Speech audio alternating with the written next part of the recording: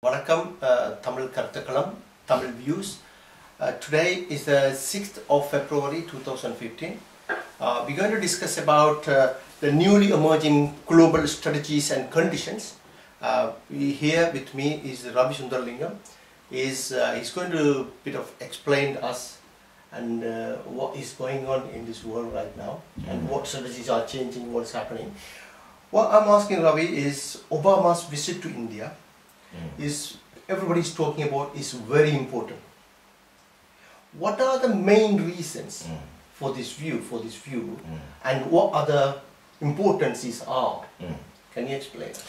Well, as much as I can, the main reason why people are making a big difference between Obama's visit to India and Modi's visit to America is precisely because of the circumstances. One is, he was, as a foreign dignitary, he was asked to participate in their National Independence Day. Yeah. That itself is the first time it's been done. It is true, other people have been invited from the tarmac, from the airport and so on by the Prime Minister. It has happened before, so this is not the first time. But the only difference this time is he's been given a special status in the Independence Day. So independence of India is somehow related to the American relationship in some sense, is a conclusion people are making. The second reason is, until now, even though it was Singh's government which signed tried to sign the nuclear treaty, now they have rectified it. There were some issues between India and America regarding the inspections and the status of the passage of the nuclear fuel. And where did it go, where did it end up, how much is used for this or that. They wanted to track it, the Americans. The Indians have been resisting that. They're saying you have no right to. Now it seems from the documents I have seen that they have accepted India has a predominantly control of the fuel once it's been transported.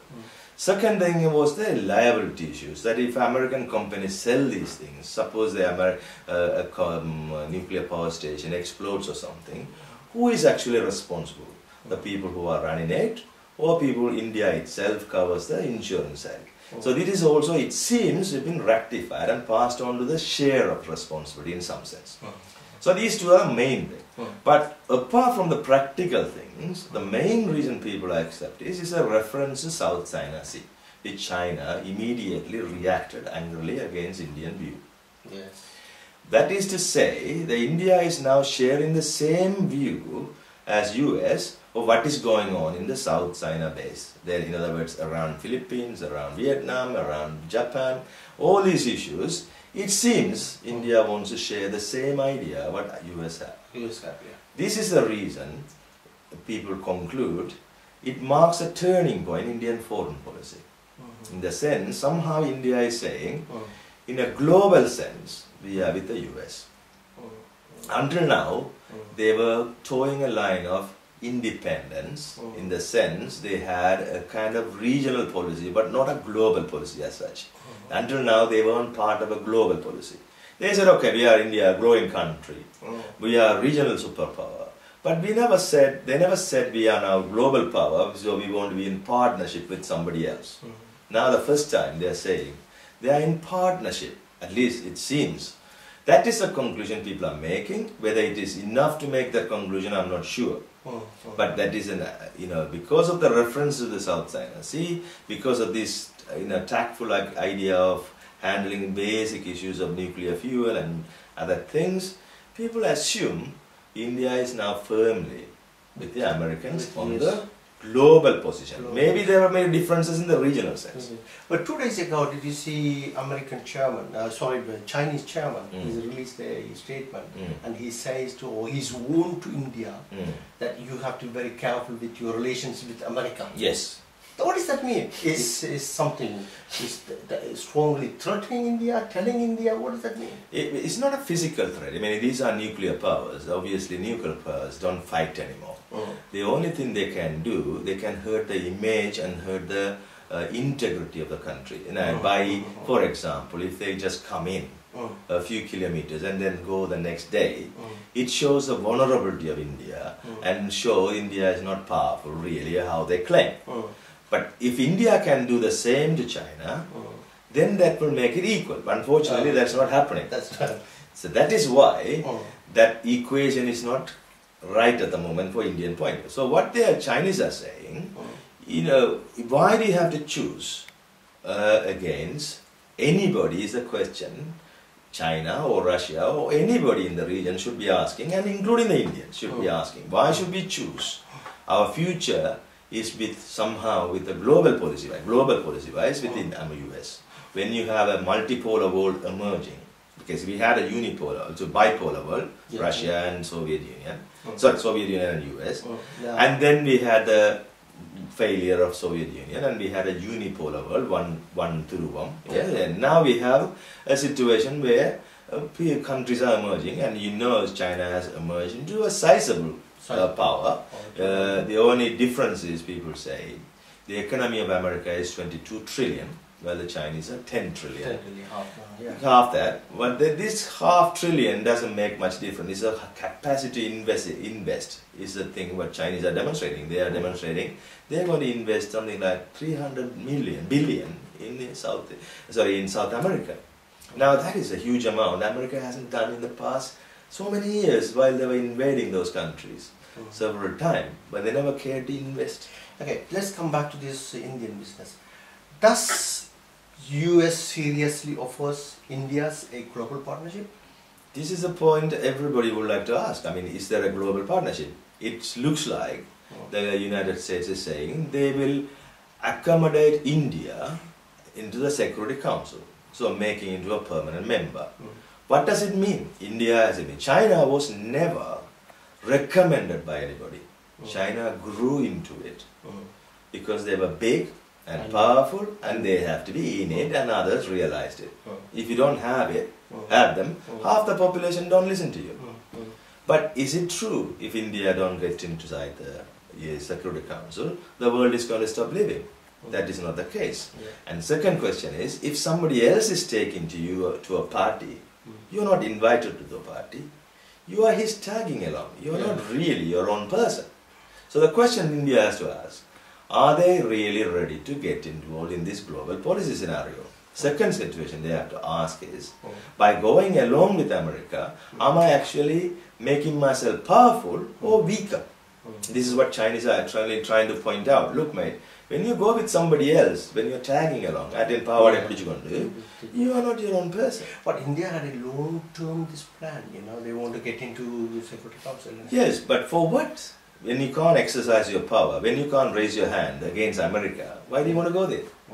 You see, Chinese are not scared to put their hands up against America. So what do you think the Indian aims now to go along with America, and what they're going to try to I think they are trying to play this game in a silly way, like Chinese played it in the right way when the Soviet Union was in power, around.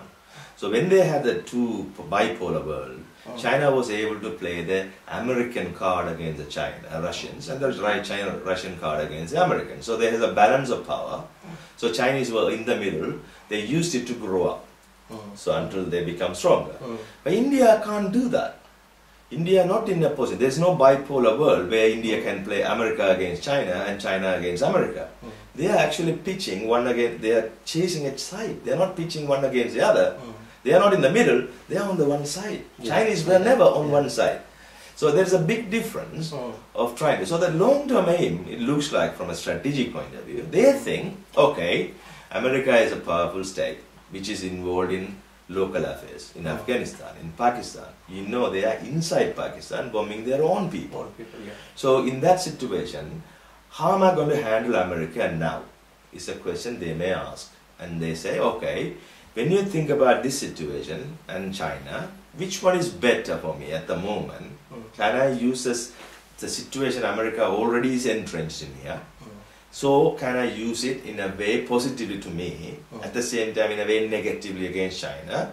But on the long run build a relationship with China so that I can look and say, look mate, you know, I'm really not against for them. But I have to work with these guys because they are there on my border, and these guys are assassinating us, killing us, doing things. But at the moment, I want to make sure Pakistan is under control, right? Yeah. So it is possible they think this cunning plan, but these don't work like that because you can't choose friends and drop them next day. This is what happened to the Tamils. Yeah. Now they chose us and dropped us. Now you turn the whole Tamil population against them. Yeah.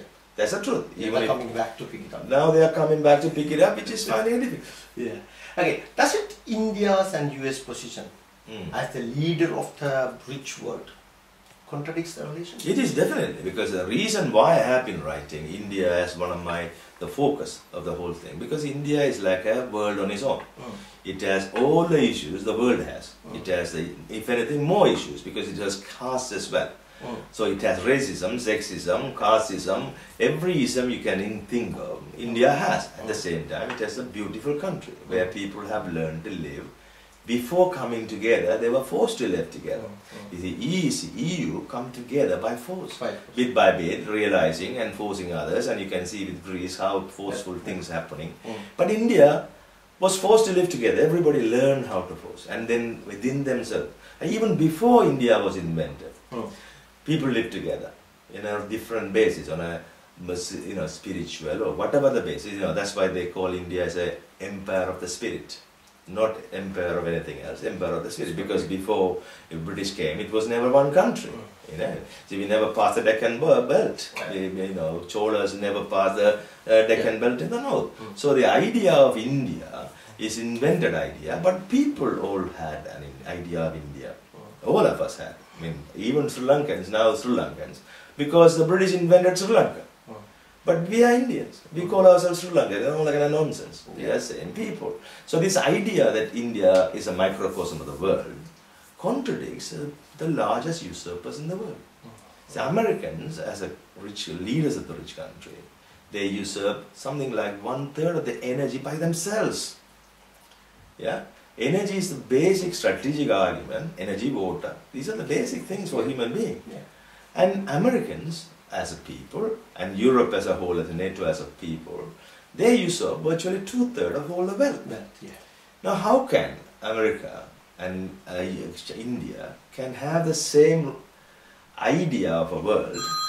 It's unbelievable, right? It is not possible to have that. So that contradicts. That bits is contradiction. On the other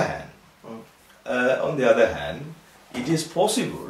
You can always find overlaps. When you want to find something common, you can always find common. People say Islam and Hinduism same sometimes. Idiotic statements. They're not same. But people say, all some people, everyone says, a little bit there, we can make an intersection, therefore that we are same. No, we are not same. Similarly, India and America are not same. So therefore, it is a big contradiction. On the long run, it can only be a clash. Within this relationship, India and US, now in Sri Lanka, there's a lot of changes happening and happened. But this is how is related to that, or why is important to Sri Lankans this relationship with America and India. You see, we had these interviews about Mahinda and so on. I was insisting, it's better if Mahinda won. We had 2-3 arguments for it. One is, it will remove the focus away from Tamil tragedies by removing Mahinda. And people will say everything is hunky dory, you don't have to do anything. Second thing is, I also believe, this idea of, if you believe in a so-called Sri Lanka, then you must have some kind of buffer between India and Sri Lanka. Otherwise, you will start to follow policies what India says. I mean, now we are in a situation, if India is willing to change their strategic views, with US, then the Sri Lankans, why do they have to choose between China and India? Why can't they just go and work with the Americans? Why strategically? I don't understand why India can choose, but Sri Lankans can't choose. So in this situation, Sri Lanka has a big problem. What do I do? I mean, do I make a policy to please India or please US, or am I pleasing them both at the same time? Is it possible? So they are putting this regional policy in conflict in this kind of situation. So in that sense, they are going to work with diktat. In other words, people saying you have to do this. So Delhi will probably very likely to say you have to do this, you have to do this.